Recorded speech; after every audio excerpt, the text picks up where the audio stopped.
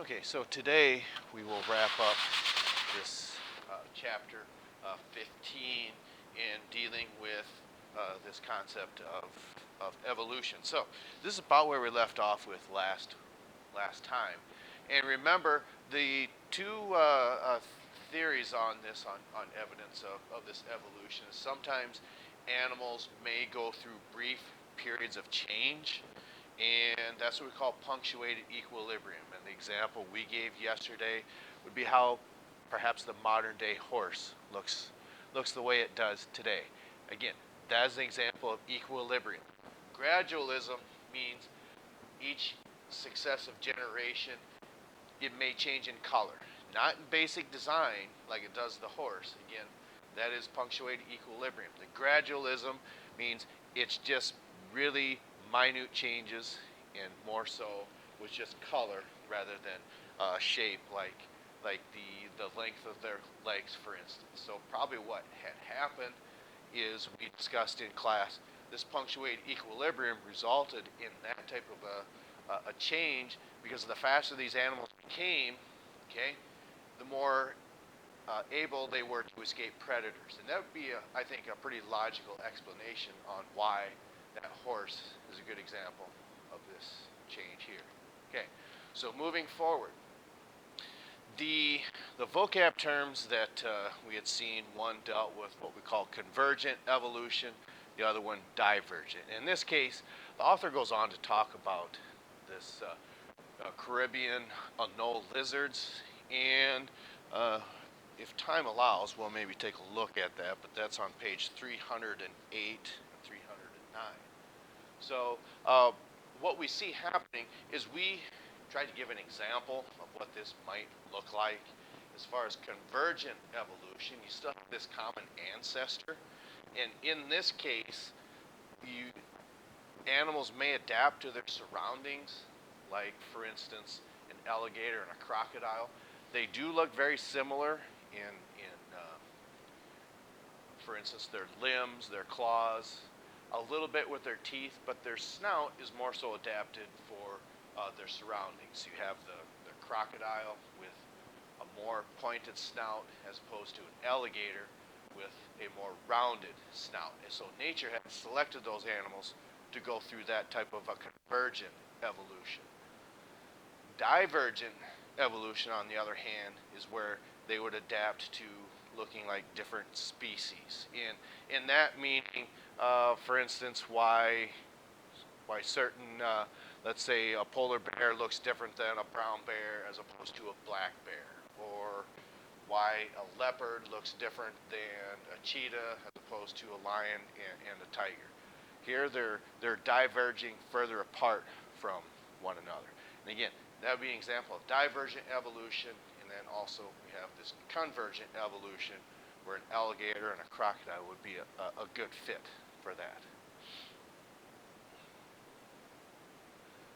And in this case, I think they're talking about what we call divergent evolution, because what happens is if we had this common ancestor and these lizards had migrated to this island, perhaps due to they talk about the theory is maybe a hurricane had swept through their island or their mainland. So on this twig or log or whatever, migrated to a different island. So what had happened is maybe their surroundings were more so adaptable for ground dwellers.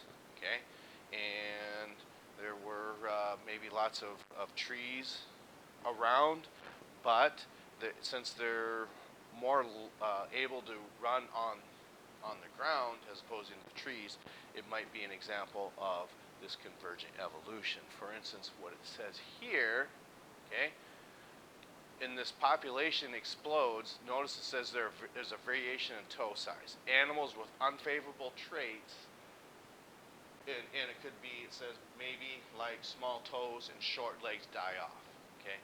Maybe it's because of lack of food and susceptible to perhaps predation. So if there was a lack of trees and they're tree-dwelling animals and there are none of those around, Okay? There's no way to get away from predators, so that type of a species would die off, and that's what this is dealing with in this sense.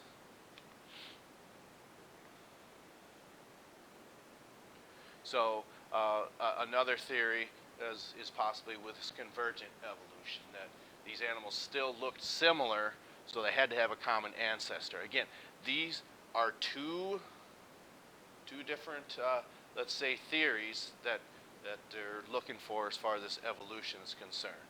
But we'll talk about that today in class. And I honestly think the better way to look at this is with the alligator and crocodile, because that's easier to perhaps visualize in your mind as opposed to these different types of lizards. But nonetheless, this is what the author goes into on that page 300 and 308 and 309.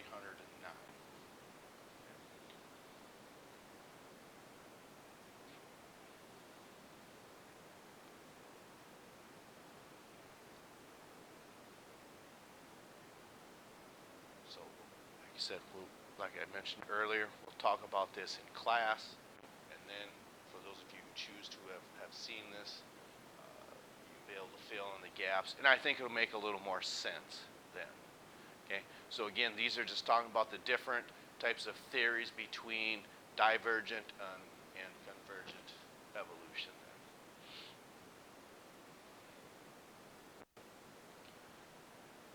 And maybe at some point you would have to maybe hit pause, maybe yes, maybe no, as you're choosing to go through this. Okay, so that does it for this chapter. And you'll probably notice today we'll be going through and discussing those different types of animals: the Hycoethes, the Dictodon, the Gorgonopsid, the Hynerpeton, the Cephalaspis, and there's one more, the Petrolachosaurus. Okay, with that, we'll show you some images and try to piece together what we're trying to describe with those animals. Because remember, some of them are terrestrial reproduction, some of them are aquatic reproduction, and some of them are tetrapods. And what does that mean to be a tetrapod, and especially with its orientation of its legs? But nonetheless, we'll get into that when we view these on the overhead. Okay, so we've got a day of review today, the 15th, another day of review on the 16th, or tomorrow, and we'll mention again today in class that I don't think there will be any issues with having school tomorrow, but should we have an early dismissal on Friday, okay, we'll have all the review time in, so it'll be the next time I see you. Unfortunately, it could be on Tuesday the 21st. The next time that we see you, if we're not here for class on Friday, we'll have that evaluation. All right, so we will catch up to you next time.